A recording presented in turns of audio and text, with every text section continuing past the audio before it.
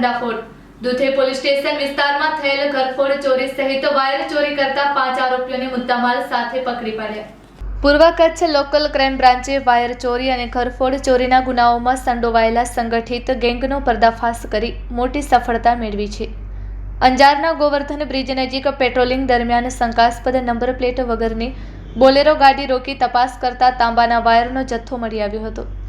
વધુ પૂછપરછ દરમિયાન પોલીસે એક વાડીમાં રેડ કરી અન્ય ચોરીનો મુદ્દામાલ પણ ઝડપી પાડ્યો હતો। આ કાર્યવાહીમાં હરેશ ઉર્ફે દાઢી વેલાભાઈ મેજરાણી, મહેશ ઉર્ફે મિલન ઉર્ફે ભાઈઓ માદેવાભાઈ મેંડ, અનિલ જયંતિલાલ પોકાર, અનિલ મણીલાલ ગોરાણી અને કાયદાના સંઘર્ષમાં આવેલ એક કિશોરને ઝડપી પાડવામાં આવ્યા હતા।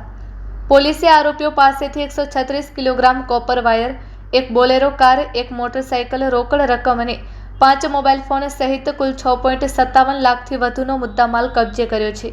તપાસમાં ખુલાસો થયો છે કે આરોપીએ દુધઈ વિસ્તારના સોલાર પ્લાન્ટમાંથી કોપર વાયરની ચોરી કરી હતી।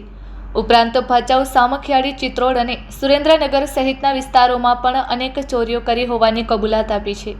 આ કેસમાં વિકાસ ઉર્ફે ટીકડી રાજપૂત, મનીષ ઉર્ફે ટીકડી રાજપૂત, કૃષ્ણા ગુપ્તા, ભરત કોહલી તેમજ સૂરજ શુક્લા, રવિ ઉર્ફે વિનીત અને દીપક કંસારા સહિતના આરોપીઓ પકડવાના બાકી હોવાનું પોલીસે જણાવ્યું છે। પ્રાથમિક તપાસ મુજબ આરોપીઓ રાત્રિના સમયે સુનસાન વિસ્તારોને નિશાન બનાવી ચોરી કરતા અને ચોરીનો માલ વાડીમાં લઈ જઈ સળગાવી તેમાંથી કોપર વાયર કાઢી વેચી નાખતા હતા।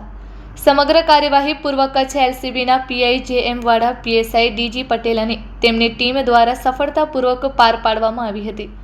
Report by Bharti Makhijani, Anjar.